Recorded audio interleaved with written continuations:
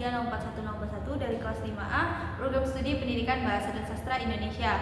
Pada hari ini saya akan mempraktikkan keterampilan mengajar yang ke-8, yaitu keterampilan mengajar kelompok kecil dan individual. Selamat menyaksikan. Assalamualaikum. Waalaikumsalam, Bu. Apa kabar anak-anak semuanya? Baik, Bu. Alhamdulillah baik semua ya. Udah siap belajar belum hari ini? Sudah. Masya Allah, udah siap. Baik, kalau udah siap, silakan ke kelas pimpin doanya. Semua siap. Berdoa mulai. Berdoa selesai. Baik, dimulai ya. Assalamualaikum warahmatullahi wabarakatuh. Waalaikumsalam warahmatullahi wabarakatuh. Terima kasih atas jawabannya anak-anak. Alhamdulillah hari ini kalian kelihatan semangat banget hari ini. Ibu senang melihatnya. Ibu habis gimana? Habis PPT, Bu. Oh, habis MBG. Ya, pantes.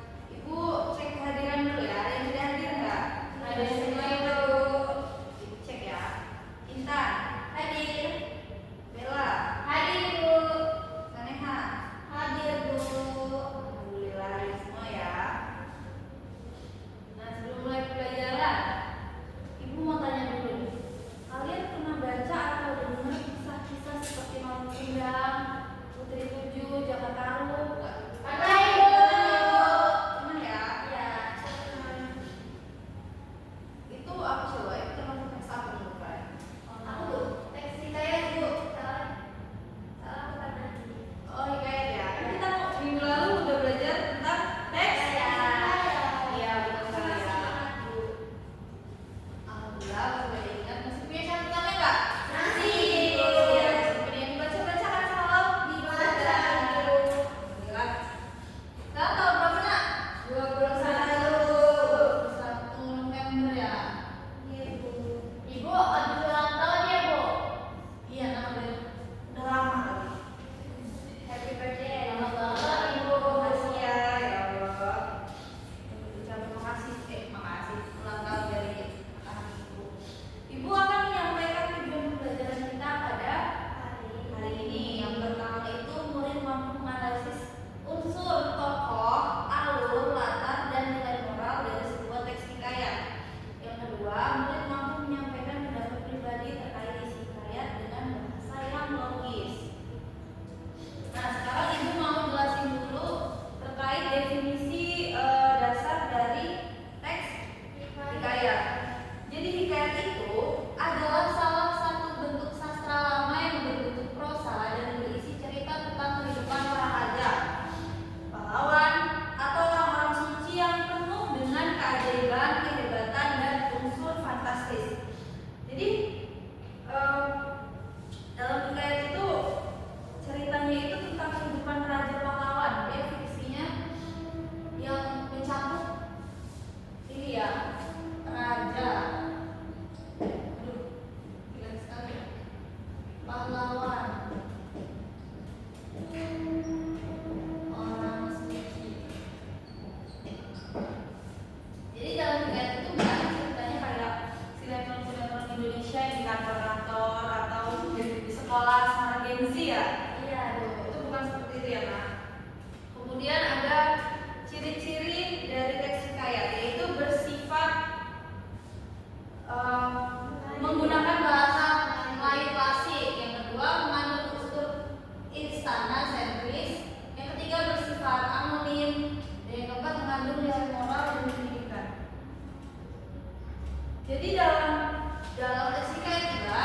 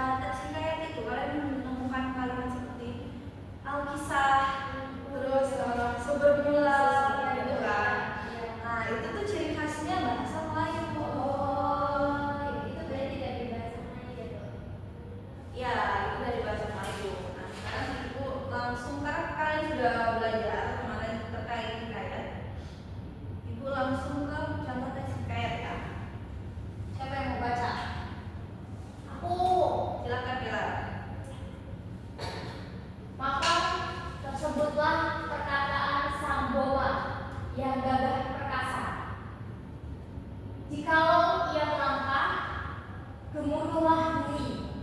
Dan jikalau ia mengayunkan tangan, robohlah pepohonan seribu. Alkisah, pada suatu hari, sang Boma hendak menyelamatkan negeri dari serangan raksasa yang datang dari utara. Sudah? Kalian dengar kan tadi ada kata maka, terus ada alkisah. Nah itu termasuk ke dalam teks hikayat yang mengandung bahasa Melayu. Betul. Nah sekarang ibu mau coba tanya ya. Kalian jawab ya, bisa jawab langsung angkat tangan ya. Dari teks ini bagian mana yang menunjukkan unsur fantastis? Saya Bu, Silakan Bella.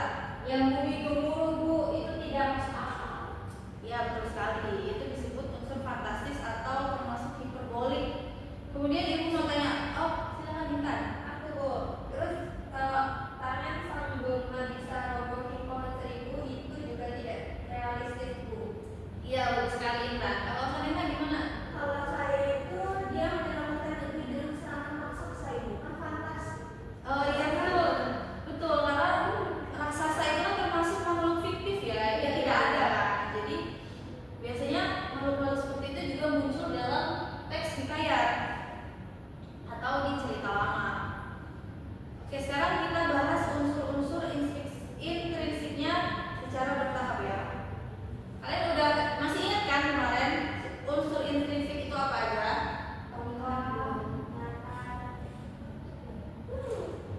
Ya, ada kan catatannya. Nah, ibu mau langsung tanya ya. Siapa tokoh utama dalam cerita ini? Bu, sang Boma. Ya betul, Ivan. Latar tempatnya di mana? Aku Bu, di suatu negeri Bu, tapi belum menjelaskan detailnya Bu. Bagus. Nah, hikayat itu memang tidak selalu menjelaskan latar secara rinci. Nah, kalau bagian alurnya itu di mana? Saya Bu, Silakan. Saneha. alurnya dimulai saat sang Boma hendak menyelamatkan negeri Bu. Betul, itu bagian pengenalan konflik. Nah, ada yang bisa ngasih tahu itu nggak nilai moral awal yang bisa ditangkap Bapak? Silakan Saya ya. Bu, keberanian dan keinginan menolong. Nah, tepat sekali. Baik, nah kalian udah ngerti, udah bisa menjawab semua pertanyaan-pertanyaan singkat dari ibu terkait teks ini. Nah sekarang ibu mau kalian bertiga membuat kelompok 3 orang isinya. Kalian akan mendiskusikan terkait teks ini. Silahkan dibaca teksnya. Kemudian untuk penugasannya, ini karena Stigona habis ya kan, ibu diktekan saja ya penugasannya. Iya Bu. Silakan dicatat ya. Udah bentuk kelompok semua? Sudah. Nah, ditentukan ya siapa yang menulis, siapa yang berdiskusi dan menjadi ketua kelompoknya. Nah, untuk yang menulis dengarkan ya. Kalian yang pertama itu cari nilai kepahlawanan apa yang muncul dalam teks ini. Kemudian kedua, apakah sudah? Dari pahlawanan